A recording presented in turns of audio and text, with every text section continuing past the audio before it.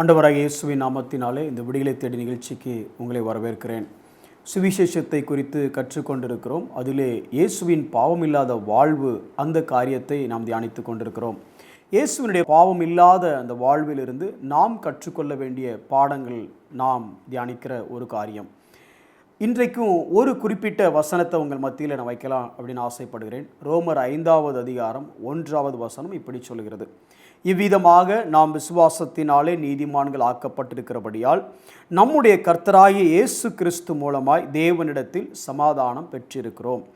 இதில் ரொம்ப சிம்பிளாக புரியணும் அப்படின்னா, தேவனுக்கும் நமக்கும் இடையில் சமாதானம் பண்ணுகிறவராக இயேசு இருந்தார். பீஸ் மேக்கர் அப்படின்னு சொல்லலாம். அது என்ன பெருசாக சமாதானம் பண்ணுறது, ரெக்கன்சிலியேஷன் அப்படிங்கிற வார்த்தையை பயன்படுத்துகிறாங்க. இந்த ஒப்புரவாக்கக்கூடிய காரியம் என்ன மிகப்பெரிய காரியம் அப்படின்னா, அதில் முதல்ல தேவன் யார் அப்படின்னு நம்ம யோசிக்கணும், நாம் யார் அப்படின்னு யோசிக்கணும், தேவனுக்கும் நமக்கும் இருந்த உறவு எப்படி இருந்துச்சு அப்படின்னு யோசிக்கணும். ஒரு சின்ன எடுத்துக்காட்டு சொல்கிறேன் பாருங்கள்.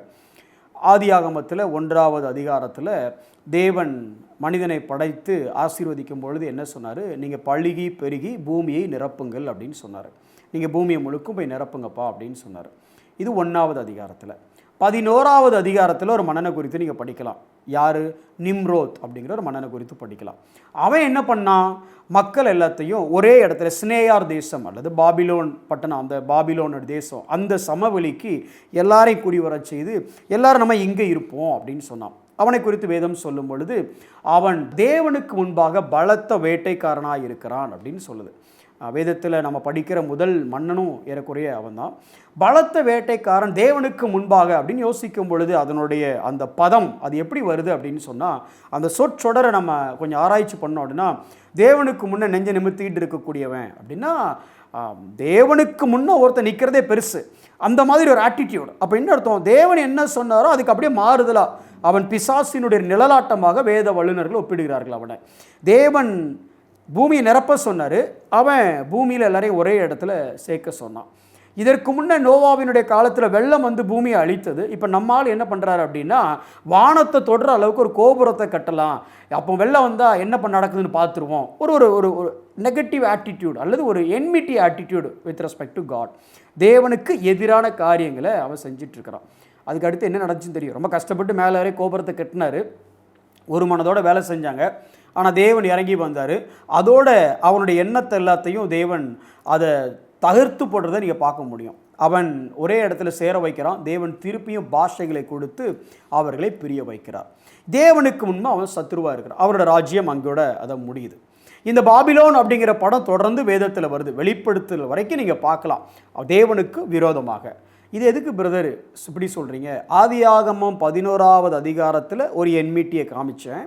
இது எங்கே வரைக்கும் வருது? வெளிப்படுத்தின விசேஷம் வரைக்கும் இந்த என்மிட்டி வந்துக்கிட்டே இருக்குது.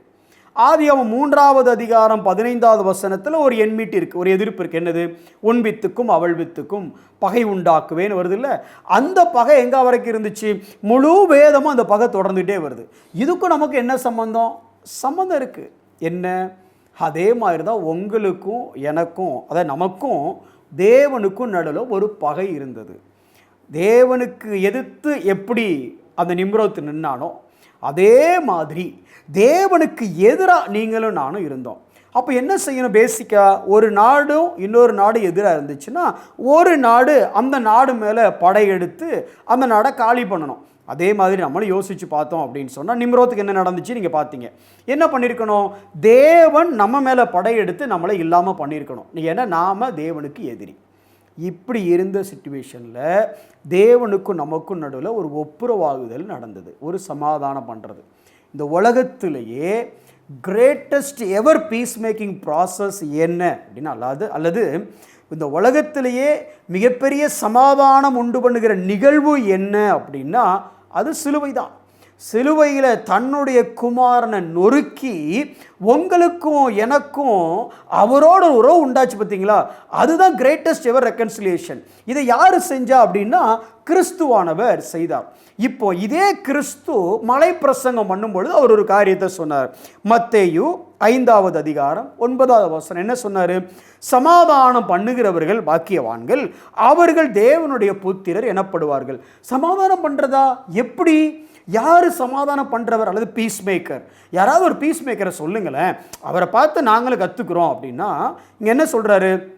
சமாதானம் பண்ணுகிறவர்கள், அதாவது பீஸ் மேக்கர்ஸ் யாராக இருக்கிறாங்க? Children of God. அப்போ தேவனுடைய பிள்ளைகள் எப்படி இருப்பாங்கன்னா பீஸ் மேக்கராக இருப்பாங்க. எந்த பீஸ் மேக்கர் மாதிரி? தேவனாகிய கிறிஸ்து எப்படி பீஸ் மேக்கராக இருந்தாரோ அதே மாதிரி. அப்போ நீங்களும் நானும் இந்த உலகத்தில் எப்படி வாழணும் அப்படின்னா பீஸ் மேக்கர்ஸாக வாழணுமே தவிர பீஸ் பிரேக்கர்ஸாக வாழக்கூடாது. இப்போ சில வீட்டில் சொல்லுவாங்கள்ல, வந்துட்டானா இவன் வந்துட்டாலே எங்கள் வீட்டில் சண்டை வந்துடும். இவர் யார்? பீஸ் மேக்கர் இல்லை, பீஸ் பிரேக்கர். நல்லா போயிட்டுருக்கார் குடும்பத்தில், இவர் மட்டும் போயிட்டாருன்னா அங்கே குடும்பி இப்படி சண்டை வந்துடும். இந்த மாதிரி இல்லை, ஆனால் இப்படி சொல்லலாம். தம்பி வந்துட்டாருன்னா, இல்லை அண்ணன் நீங்கள் வந்தீங்கன்னா எங்கள் குடும்பத்துக்குள்ளே பார்த்தீங்கன்னா அப்படியே ஒரு சமாதானம், ஒரு பீஸ்ஃபுல் என்விரான்மெண்ட்டுங்க, அப்படியே சந்தோஷமாக. இப்படி உங்களை பற்றி யாராவது சொல்கிறாங்களா? நாம் யார் வீட்டுக்காவது போனால், நல்ல வேளை நீங்கள் வந்தீங்க, வந்ததுனால எங்கள் குடும்பத்தில் ஒரு சமாதானம். இந்த பீஸ் மேக்கர்ஸில் இன்னொரு காரியமும் இருக்குது. இந்த எந்த மாதிரி ஒரு பீஸ் மேக்கர் ஆக்ட் தேவன் பண்ணார் அப்படின்னு சொன்னால், யோபுவுடைய கதையை படிச்சிங்கன்னா நல்லா புரியும். யோபு சொல்கிறார், என்ன சொல்கிறாருன்னா, எனக்கும் தேவனுக்கும் நடுவில் நின்று ஒருத்தர் பஞ்சாயத்து பண்ணால் நல்லா இருக்கும். ஏன் அப்படின்னா அவர் என்ன எதிர்பார்க்குறாருன்னு எனக்கு புரிய மாட்டேங்குது, நான் என்ன கோத்ரூ பண்ணுறேன்னு அவருக்கு புரியுதான்னு எனக்கு தெரியல. ஆனால் பாருங்கள், நடுவில் நின்று யாராவது ஒருத்தர் என் தலை மேலையும் அவர் தலை மேலையும் கையை வச்சு, எப்பா இவனுடைய தேவை என்ன தெரியுமா அப்படின்னு அவர்கிட்டையும், இல்லை இவர் என்ன எதிர்பார்க்குறாரு தெரியுமான்னு என்கிட்டையும் சொன்னால் நல்லா இருக்குமே அப்படின்னு யோபு கதறான். இதைத்தான் தீமோத்திக்கு பவுல் எழுதும்போது சொல்கிறாரு, நமக்கு மத்தியஸ்தர் ஒருவரே அப்படிங்கிறார். ஒரே ஒரு மத்தியஸ்தர் யார்? அவர் கிறிஸ்து. எப்பேற்பட்ட மத்தியஸ்தர் தெரியுமா? இந்த உலகத்தில் 2 வித்துக்கு நடுவில் பகை இருந்தது. ரெண்டு என்டிட்டிக்கு நடுவில் ரொம்ப காலமாக பகை இருந்துகிட்டே இருந்துச்சு. இதை இந்த ஒரு மத்தியஸ்தர் வந்து இவங்க 2 பேரையும், அதாவது எப்படி சொல்கிறதுன்னா, அந்த கணவன மனைவியும் சேர மாட்டாங்க பிரதர், அவங்களெல்லாம் ஒப்புரவாக்குறது ரொம்ப பெரிய விஷயம் அப்படின்னு நினைக்கலாம். இல்லை இந்தியா பாகிஸ்தான் மேட்ச்னாலே அப்படி தான் இருக்கும் பிரதர் அப்படின்னு நினைக்கலாம். இல்லை இந்த 2 தலைவர்களும் ஒன்று சேர வாய்ப்பே இல்லை, ஐயோ அவங்களுக்குள்ள 1000 பிரச்சனை, இதெல்லாம் ஒன்றுமே இல்லை. இந்த உலகத்திலேயே மிகப்பெரிய பிளவு, மிகப்பெரிய பிரச்சனை, மிகப்பெரிய என்மிட்டி, மிகப்பெரிய பகை யாருக்கும் இருந்துச்சுன்னா இந்த உலகத்திலே அதாவது 2 மிகப்பெரிய பகைஞர்கள் யாராக இருந்தாங்கன்னா, ஒன்று தேவன், இன்னொன்று மனுஷன். இவ்வளவு பெரிய பகைஞராக இருந்தவங்களை தேவன் தகப்பனும் பிள்ளைகளுமாக மாற்றிட்டார் கிறிஸ்துவின் மூலமாக. அவ்வளவு பெரிய பீஸ் மேக்கர். இன்றைக்கி அவருடைய பிள்ளைகளாக இருக்கக்கூடிய நம்மளும் இந்த மாதிரி தான் ஒரு பீஸ் மேக்கர் வாழ்க்கையை வாழ ஆசைப்படுறோம். 2 பேர் சண்டை போட்டுட்டு இருக்கும்போது நமக்கு ஃபோன் பண்ணி ஒருத்தங்க சொன்னாங்கன்னா உடனே இவங்க என்ன சொன்னாங்கன்னு ஃபோன் பண்ணி நம்ம அது அவங்களுக்கு சொல்கிறது, அவங்க என்ன சொன்னாங்கன்னு எங்கே சொல்கிறது. இது பீஸ் மேக்கர்ஸ் இல்லை, பீஸ் பிரேக்கர்ஸ். ஒரு சின்ன சம்பவத்தை மட்டும் வரலாற்றுலேருந்து சொல்கிற மாதிரில, டெலிமேக்கஸ் அப்படின்னு சொல்லி ஒரு மாங்க், அதாவது ஒரு துறவி இருந்தார். அவர்கிட்ட ஆண்டவர் திடீர்னு கோ டு ரோம் அப்படின்னு ஒரு இன்சிஸ்ட் பண்ணுறாரு. உடனே ரோமுக்கு வராரு. ரோமுக்கு வந்த உடனே அங்கே ஊரில் இது ஏறக்குறைய 4வது செஞ்சுரியில் நடக்குது. ரோமுக்கு வந்த உடனே ரோமில் எல்லாம் ஒரே செலிப்ரேஷனாக இருக்குது. என்ன பயங்கர செலிப்ரேஷனாக இருக்குது அப்படின்னு பார்த்தா, உங்களுக்கு தெரியாதா, we have a war of gladiator அல்லது we have the game of gladiator அப்படிங்கிறாங்க. அங்கே கொலேசியம் அப்படின்னு சொல்லுவாங்க, ஒரு ஆடிட்டோரியம். குறைஞ்சபட்சம் 60,000 மக்கள் இருந்து 80,000 மக்கள் வரைக்கும் அட் அ டைம் உட்காருவாங்களாமாங்க. அதாவது ஸ்டாண்டிங் க்ரௌடு, சீட்டிங் க்ரௌட் எல்லாம் சேர்த்து சொல்கிறேன். அப்படி இருக்கிற அந்த இடத்துல நடுவில் இருக்கிற அந்த கிரவுண்டில் விளையாட்டு நடக்கும்.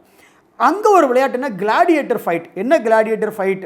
2 பேர் வந்து சண்டை போட்டு யாரை கொல்றாங்கங்கிறது தான் கிளாடியேட்டர் ஃபைட்.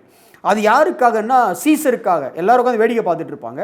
2 ஜாம்பவான்கள் வருவாங்க, 2 பலவான்கள் உள்ளே வருவாங்க. வந்துட்டு ஹெயில் டு சீசர் அப்படின்னு சொல்லிட்டு ஒருத்தர் சண்டை போட்டு யாரை கொலை செய்கிறாங்களோ அதுதான் கேமு. இந்த கேமை அவ்வளோ பேர் மக்கள் உட்காந்து வேடிக்கை பார்த்துட்டு இருப்பாங்க. இந்த டெலிமேக்கர்ஸ் அங்கே வராரு. வந்த உடனே இந்த சண்டையை குறித்து கேள்விப்பட்ட உடனே அவர் சொல்கிறாரு, கிறிஸ்து இறந்து ஏறக்குறைய 400 ஆண்டுகள் ஆகியும் இன்னும் நம்ம ஒருத்தரை அடிச்சிட்டு இருக்கிறோமா, நமக்குள்ள பீஸ் இல்லையா, நம்மளே ஒருத்தனை அடித்து கொள்றது ஒரு விளையாட்டாக இருக்குதா அப்படின்னு சொல்லிட்டு அந்த ரெயிலிங், அதாவது தடுப்பு சுவரை ஏறி குதித்து உள்ளே போய் சண்டை போட நிற்க 2 பேர் நடுவில் போய்ட்டு, எப்பா சண்டை போடாதீங்க அப்படிங்கிறாரு. மொத்த கூட்டம் ஏறக்குறைய சரித்திர ஆசிரியர்களை பதிவு செய்யும் பொழுது 80,000 பேர் அன்னைக்கு இருந்திருக்கலாம் அப்படிங்கிறாங்க. அந்த 80,000 பேரும் கூச்சல் போட்டு அவனை கொண்டு தூக்கி போட்டு நீங்கள் சண்டை போடுங்க சார் அப்படின்ன உடனே ஒருத்தன் தன்னுடைய வாளை மடக்கி மாற்றி வச்சு அவரோட வயிற்றில் ஒரு குத்துறான். உடனே அப்படி தெறிப்புண்டு தூரவே விழுறாரு. ஆனாலும் சாகலை. அப்போ திருப்பி எந்திரிச்சு சொல்கிறாரு, ஃபோபியர் ஈச் அதர், அதாவது ஒருத்தரை பொறுத்து கொள்ளுங்கள், ஒருத்தரை மன்னிங்க, 2 பேருக்கு நடுவில் சமாதானம் இருக்கட்டும் அப்படின்னு சொன்ன உடனே அடுத்தவன் வாளை எடுத்து அவருடைய வயிற்றுல குத்துறான். அவர் கீழே விழுறாரு. அவருடைய குருதி ரத்தம் தரையில் சிந்தி அந்த மண்ணெல்லாம் அப்படி அந்த கிரிம்சன் கலராக மாறும்போது கூட அவர் சொல்கிறாரு, ஒருத்தரை மன்னித்து ஒருத்தரோட சமாதானமாக இருங்க அப்படின்னு சொல்லிட்டு அவர் சாகிறார். அவர் சாகும் பொழுது அந்த கொலேசியம் முழுவதும் ஒரு நிசப்தம் உண்டாகிறது. கூட்டத்தில் இருக்க ஒரு மனுஷன் எந்திரிச்சு, இதுக்கு மேலே இந்த கேமை பார்க்க நான் விரும்பலை அப்படின்னு சொல்லிட்டு அப்படியே வெளியே கிளம்பினான். கொஞ்ச நேரத்தில் ஒவ்வொருத்தராக கிளம்பி 80,000 மக்களும் அந்த ஸ்டேடியத்தை விட்டு வெளியேறினாங்க. அதோட சரித்திரத்தில் இந்த கிளாடியேட்டர் ஃபைட்டுங்கிறது நிறுத்தப்பட்டது. எனக்கு அருமையான சகோதரனே சகோதரியே, ஒரு கிறிஸ்து உங்களுக்காக எனக்காக மரித்ததினாலே காலம் காலமாக இருந்த மனிதனுக்கும் தேவனுக்கும் இருந்த பகை தீர்க்கப்பட்டது. ஒரு டெலிமேக்கஸ் என்கிற ஒரு மான்க் மரித்ததினாலே காலம் காலமாக இருந்த மனிதன் வெட்டி கொள்ளக்கூடிய அந்த கிளாடியேட்டர் அப்படிங்கிற அந்த சண்டை நிறுத்தப்பட்டது. இன்னைக்கு நீங்களும் நானும் மற்றவர்களுக்கு சமாதானம் பண்ணுவதற்காக நாம் என்ன தியாகத்தை செய்கிறோம்? பீஸ் பிரேக்கராக இருக்கிறோமா, இல்லை பீஸ் மேக்கராக இருக்கிறோமா? யோசிப்போம். கண்களை மூடி நாம் ஜெபிப்போம். அன்புள்ள ஆண்டவரே, உம்மை நன்றியோடு ஸ்தோத்திரிக்கிறோம்.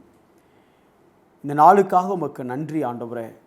இந்த நாள் முழுவதும் இல்லை ஆண்டவரே, எங்கள் வாழ்நாள் முழுவதும் உம்மை போல சமாதானம் பண்ணுகிறவர்களாக நாங்கள் இருந்து நாங்கள் தேவனுடைய புத்திரர் என்பதை இந்த உலகத்திற்கு காட்ட எங்களுக்கு நீர் உதவி செய்யும். எங்களுக்குள்ளே சமாதானத்தை தாங்க ஆண்டவரே.